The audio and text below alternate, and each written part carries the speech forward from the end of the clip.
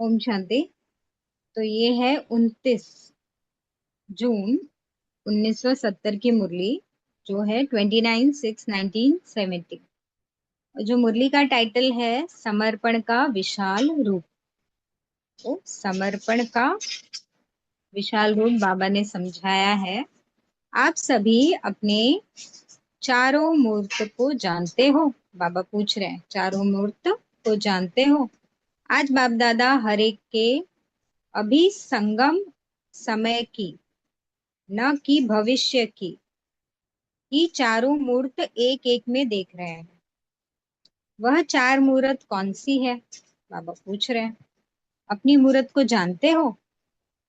कोई कोई ने बताया, कुछ कुछ किसी ने बताया। यह सब जो वर्णन किया, ऐसी मूर्त अब बन नहीं हो, वह बन गई हो। कब बनेंगे? बाबा पूछ रहे हैं। लास्ट सो फर्स्ट फास्ट जाएंगे ऐसा सोचा है, लेकिन लास्ट समय फास्ट जा सकेंगे? ये भी बाबा पूछ रहे हैं कि जितना लास्ट में समय आएगा उतना डिस्टरबेंस ज्यादा होगी, तो पुरुषार्थ तो करना मुश्किल हो जाएगा। तो बाबा बोल रहे हैं लास्ट समय फास्ट जा सकेंगे। जितना बहुत समय से अपने को सफलता मूर्त बनाएंगे, उतना ही बहुत समय वहां संपूर्ण राज्य के अधिकारी बनेंगे। जितना यहाँ हम बनेंगे उतना वहां रिटर्न इक्वल इक्वल है। समझो, अगर कोई बहुत समय से सफलता मूर्त नहीं बनते हैं, तो उसी अनुसार राज्य का अधिकार भी थोड़ा समय ही मिलता है, संपूर्ण समय नहीं मिलता। यहाँ थोड़ा तो वहां थोड़ा, दोनों की एक जैसी रिजल्ट है। जो बहुत समय से संपूर्ण बनने के पुरुषार्थ में मगन रहते हैं, वही संपूर्ण समय राज्य के अधिकारी बनते हैं। चार मूर्त कौन सी देख रहे हैं? यह भी संपूर्ण बनने का लक्ष्य है। एक तो देख रहे हैं ज्ञान मूर्त, दूसरा है गुण मूर्त, तीसरा है दान मूर्त, और चौथा है संपूर्ण सफलता मूर्त। सुनाया था ना कि सर्विस करना अर्थात महादानी बनना। सेवा का अर्थ बाबा ने कहा है, अगर हम समझे ये सेवा है, तो इसका अर्थ है महादानी बनना। तो हर एक की यह चार मूर्त देख रहे हैं। चार मुख का भी गायन है ना, गौमुख बोला जाता है चार मूर्त। एक मूर्त में चार मूर्त का साक्षात्कार कराना है सभी को। बाबा ने सभी को बोला है, ऐसा नहीं किसी किसी महारथी को बोला है, ऐसा नहीं, बाबा ने सभी को बोला है। अगर एक मूर्त भी कम है, तो वहां भी इतनी कमी पड़ जाती है। जैसे यहाँ साथ में ले जाने वाला समय बुक कराता है, तो वहां मिल जाता है। ऐसे ही यह भी बुकिंग ऑफिस है। जितना यहाँ बुक करेंगे उतना वहां प्राप्ति होगी। यही सोचो कि चार ही मूर्त बने हैं, चार मुखी बने हैं। ये भी बाबा बता रहे हैं या पूछ रहे हैं। जितना यहाँ अपनी मूर्त से सर्व बातें धारण करेंगे, उतना ही भविष्य राज्य तो मिलेगा ही, लेकिन द्वापर में जो आपकी जड़ मूर्तियां बनेंगी, वह भी संगम की मूर्ति प्रमाण ही बनेगी। जितना पावरफुल हमने अभी पुरुषार्थ किया है, स्थिति बनाई है, उतना ही पूजा, अ, भक्ति उतनी युग में हमारी मूर्तियां बनेंगी, बाबा ने बोला। समझा? अभी संपूर्ण मूर्त बनने के लिए क्या लक्ष्य सामने रखेंगे? बाबा पूछ रहे हैं। जैसे भक्ति वालों को समझाते हो ना कि चित्र को देखकर वह ऐसे किस पुरुषार्थ से बने, सो समझो। तो हम ऐसे बताते हैं, जैसे गणपति, अगर गणपति की मूर्ति दिखाई, तो फिर हम उसके बारे में रहस्य बताते हैं। फिर विष्णु का दिखाया तो उसके बारे में रहस्य बताते हैं। तो बाबा वही कह रहे हैं। तो आप संपूर्ण बनने के लिए क्या लक्ष्य सामने रखते हो? उन्होंने क्या लक्ष्य रखा? साकार में संपूर्ण लक्ष्य तो एक ही है ना। उसने कर्मातीत बनने के लिए क्या लक्ष्य रखा?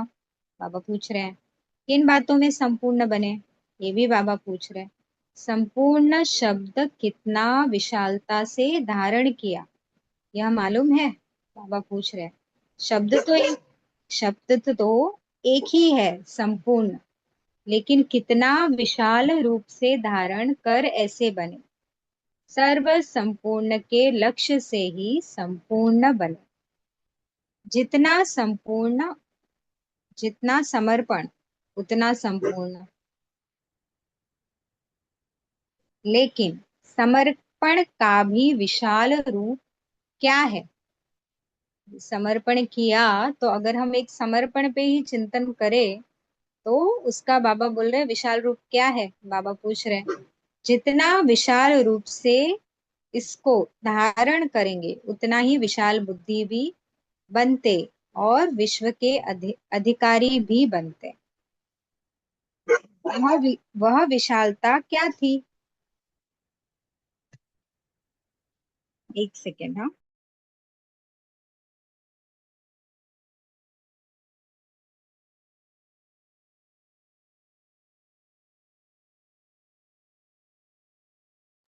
सॉरी।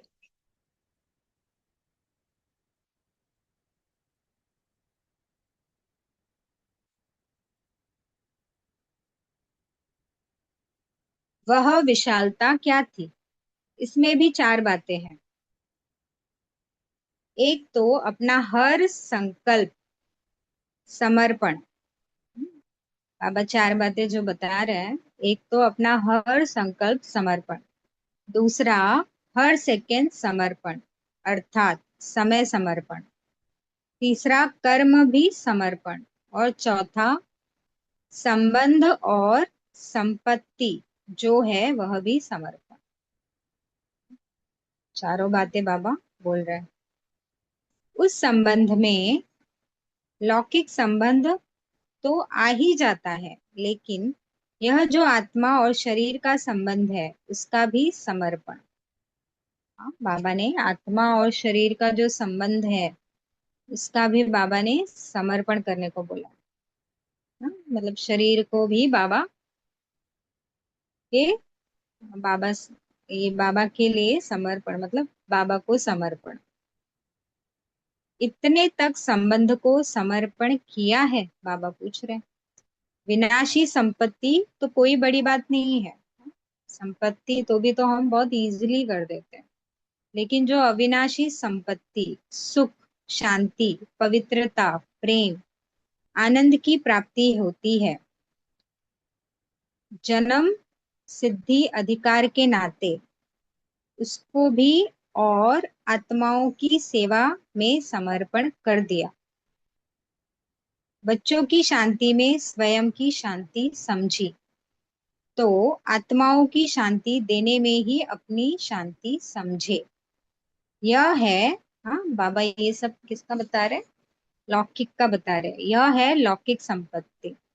और साथ साथ ईश्वरीय संपत्ति को भी समर्पण करके अपनी साक्षी स्थिति में रहना। तो संपन्न, तो समर्पण शब्द का इतना बड़ा विशाल रहस्य है। अगर हम समझने जाए, समर्पण, समर्पण मतलब जिसने अपना शरीर बाबा की सेवा में समर्पण किया वैसे नहीं, लेकिन कितनी सारी बातें हैं जो हमें समर्पण करना पड़ता है। एक शब्द का बहुत सारा अर्थ है, समझा? ऐसे विशाल रूप से धारण करने वाले ही संपूर्ण मूर्त और सफलता मूर्त बनेंगे। तो समर्पण शब्द कोई साधारण अर्थ से ना समझे। लौकिक का समर्पण करना सहज है, लेकिन जो ईश्वरीय प्राप्ति होती है वह भी संपन्न समर्पण करना, अर्थात महादानी बनना। और औरों का भी शुभ चिंतक बनना, यह नंबरवार यथा योग्य यथाशक्ति होता है। इतने तक समर्पण इतने तक समर्पण बनने वाले को संपूर्ण समर्पण कहा जाता है। ऐसे संपूर्ण मूर्त सम, समर्पण मूर्त बने हो, बाबा पूछ रहे हैं। अपनापन बिल्कुल समा जाए। तो हम जो वाचा में यूज करते हैं ना, मेरा मेरा मेरा, तो वो अगर वो आना बंद हो गया, मतलब अपनापन तो एकदम ही समा जाएगा। तो बहुत जन ये अभ्यास भी करते हैं कि बाबा का बाबा का, तो उससे भी वो अभ्यास ये पक्का हो जाता है कि ये शरीर भी बाबा का, ये चीज भी बाबा की, जो परिस्थिति हुई वो बाबा देखेगा। ऐसे बहुत सारे अभ्यास जब हम करते रहे तो एकदम क्या हो जाएगा, समा जाएंगे। जब कोई चीज किसमें समा जाती है तो फिर समान हो जाती है। समाना अर्थात समान हो जाना। तो अपनापन जितना ही समाएंगे उतना ही समानता मूर्त बनेंगे। आप लोग जब अन्य आत्माओं की सेवा करते हो तो क्या लक्ष्य रख करते हो? आप समान बनाने का, बाबा पूछ रहे हैं। आप समान भी नहीं, लेकिन बाप समान बनाना है। मेरे जैसी नहीं। अगर मैं सेवा कर रही हूँ तो हमको ये लक्ष्य नहीं रखना है कि ये आत्मा मेरे जैसी बने। हमारा लक्ष्य यही रहता है ऑब्वियसली कि बाबा जैसे बने, और बाबा ही इनकी सेवा कराएगा। आप समान बनाएंगे तो जो आप में कमी होगी वह उनमें भी आ जाएगी। तो बाबा ने ये भी हमें रहस्य बताया कि हम अपने जैसा बनाने का अगर लक्ष्य रखेंगे तो हमारी कमी कमजोरी भी उनमें आ जाएगी। इसलिए अगर संपूर्ण बनाना है तो आप समान भी नहीं, लेकिन बाप समान बनाना है। जैसे बाप अपने से भी ऊंचे बनाते हैं ना, बाप समान बनाएंगे तो फॉलो फादर हो जाएगा।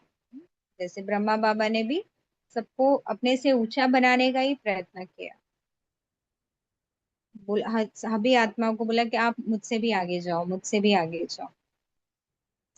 जैसे बाप ने अपने से ऊंचा बनाया, वैसे अपने से भी ऊंचा बाप समान बनाएंगे तो गोया फॉलो फादर किया। तो अब आप समान भी नहीं, लेकिन बाप समान बनाना है। अगर आपने लक्ष्य ही आप समान बनाने का रखा तो उन्होंने तो बहुत कमी रह जाएगी। हाँ, जैसे हम बहुत बार सोचते भी हैं कि बहुत सारा अभी कमी कमजोरी बाकी है। बाबा ने भी यही कहा, क्योंकि लक्ष्य ही आपने इतना रखा, छोटा सा लक्ष्य रखा। इसलिए लक्ष्य सदैव संपूर्णता का रखना है। जो संपूर्ण मूर्त प्रत्यक्ष प्रख्यात हो चुके हैं उनका लक्ष्य नहीं रखना है। जो अब गुप्त है, प्रत्यक्षता में नहीं आए हैं, उनका भी लक्ष्य नहीं रख सकते। क्योंकि जैसे एक वैसा जैसा एम वैसा ऑब्जेक्ट होता है, तो एक को श्रेष्ठ रखेंगे ताकि प्राप्ति भी श्रेष्ठ होगी। एक तो मतलब बाबा को ही रखना है सामने। अब तीसरा, आंख सदैव ऊपर निशाने पर एक टिक लटकी हुई होनी चाहिए। जैसे कोई मगन अवस्था में होता है तो उनके नयन एक टिक हो जाते हैं ना, वैसे यह तीसरा नेत्र, दिव्य बुद्धि का यह नेत्र भी सदैव एक टिक, एक एक रस रहे। एक टिक अर्थात एक में ही टिका हुआ मगन रूप देखने में आए। तीसरा नेत्र का साक्षात्कार कैसे होगा, बाबा पूछ रहे।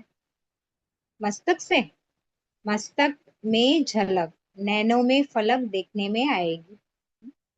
उनकी जो आंखें रहेगी ना बहुत पावरफुल रहेगी, क्योंकि नैनों से ही शक्तियां हमें, जैसे हम दादियों का देखते थे, जब बाप दादा दादी के तन में आते थे तो बाबी दादी जब दृष्टि देती थी तो बहुत पावरफुल रहती थी। तो ऐसे नैनों से नैनों से होगा। तीसरे नेत्र का साक्षात्कार कैसे होगा, मस्तक से। मस्तक में झलक, नैनों में फलक देखने में आएगी। इससे भी पता पड़ेगा कि इनका तीसरा नेत्र मगन है या युद्ध स्थल में है। जब आंख थोड़ी ठीक नहीं होती है तो फलक घड़ी घड़ी नीचे ऊपर होती रहती है। यह भी तीसरा नेत्र अर्थात रीति से ठीक होगा, अर्थात दिव्य बुद्धि यथार्थ रीति से स्वच्छ होगी तो एक टिक होगा। आंख में कोई किचड़ा आदि पड़ जाता है तो क्या होता है, बाबा पूछ रहे हैं। पलकें हिलने लगती है, खिचड़ी की निशानी है हिलना। आंखों में अगर कचरा आ गया तो ज्यादा स्पीड बढ़ जाती है। यथार्थ तंदुरुस्ती की निशानी है स्थिर हो जाना। अगर आंखें स्थिर है, अगर किसी की आंखें एक टक है, स्थिर है, तो उससे उसका मन का भी पता लगता है। अगर किसी की आंखें बहुत हिल रही है, शरीर भी बहुत हिल रहा है, तो मन का भी वैसे ही पता चल जाता है। वैसे यह तीसरा नेत्र सदैव एक टिक हो। यह साक्षात्कार आपके मस्तक से होगा, नैनों से होगा।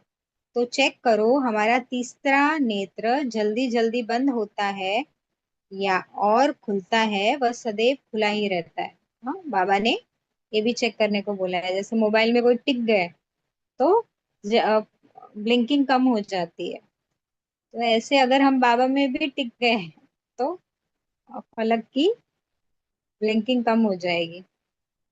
कोई भी याद में मस्तक कोई भी याद में मस्त हो जाते हैं तो भी आंख एक टिक हो जाती है।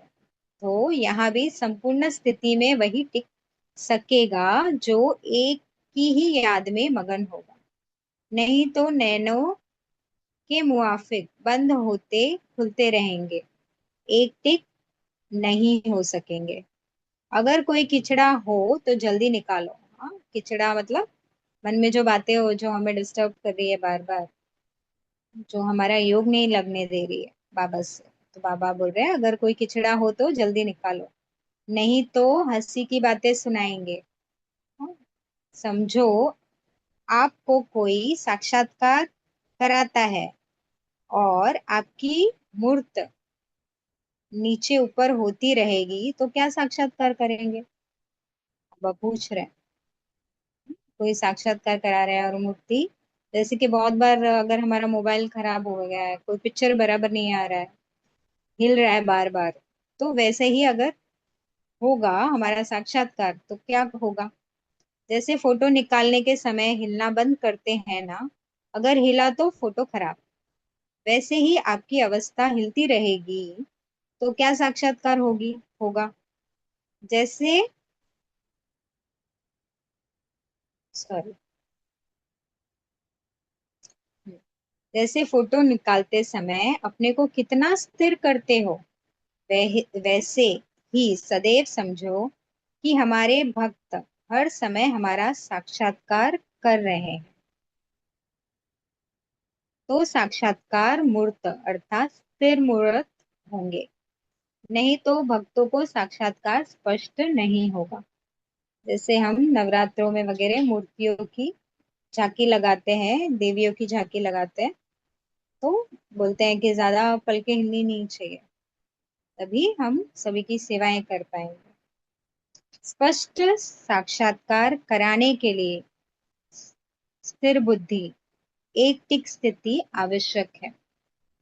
अभी बुद्धि कैसी होनी चाहिए, स्थिर, एक टिक, तो साक्षात कराएंगे, समझा। अभी से ही भक्त लोग एक एक का साक्षात्कार करेंगे। वह बीज अर्थात संस्कार उन भक्तों की आत्मा में भरेगा, फिर उस संस्कार से मर्ज होंगे, और फिर द्वापर में वही संस्कार इमर्ज होगा। तो अभी जो हम अंत में करेंगे, जैसे जैसे सबको साक्षात्कार कराएंगे, वैसे आगे जाके द्वापर में सब इमर्ज होगा। वैसे आप सभी ने अपने अपने भक्त और प्रजा संस्कार, वैसे वैसे आप सभी के अपने अपने भक्त और प्रजा संस्कार ले जाएगी। फिर उस प्रमाण ही इमर्ज होते हैं। अगर भक्तों के सामने स्पष्ट मूर्त ही नहीं दिखाएंगे तो उनमें वह संस्कार कैसे भरेंगे? यह भी कर्तव्य करना है। सिर्फ प्रजा नहीं बनानी है, साथ साथ भक्तों में भी वह संस्कार भरना है। आज बाबा ने प्रजा के आगे क्या करना है वो भी बता दिया है कि भक्तों के लिए भी क्या करना है। कितनी प्रजा बनी है, कितने भक्त बने हैं, यह भी मालूम पड़ेगा। ये भी हमको आगे जाके मालूम पड़ेगा कि कितनी प्रजा बनी है, कितने भक्त बने हैं। भक्तों की माला और प्रजा की माला दोनों प्रत्यक्ष होंगे। हर एक को अपनी दोनों मालाओं का साक्षात्कार होगा। अपना भी साक्षात्कार होगा कि मैं कहाँ माला में पिरोया हुआ हूँ। यह भी एक गुप्त रहस्य है कि किन्हों के भक्त ज्यादा होते हैं, किन्हों की प्रजा जास्ती बनती है। तो बाबा ने दोनों भी अंतर बताया भक्त और प्रजा में। जैसे कोई की राजधानी बड़ी होती होते भी संपत्ति कम होती, कोई की राजधानी कम होती परंतु संपत्ति ज्यादा होती है। यह भी गुप्त रहस्य है जो कभी खुलेंगे। बहुत सारे पिटारे रहस्य के अंत में खुलने वाले हैं। अभी तो लक्ष्य रखो प्रजा बनाने का। भक्त तो लास्ट में मिनट मोटर के समान बनेंगे। यहाँ भी भक्त वंदना करेंगे, पूजा नहीं, गायन करेंगे, पूजा फिर वहां करेंगे। यह सब बाद में मालूम पड़ेगा। अच्छा, ओम शांति।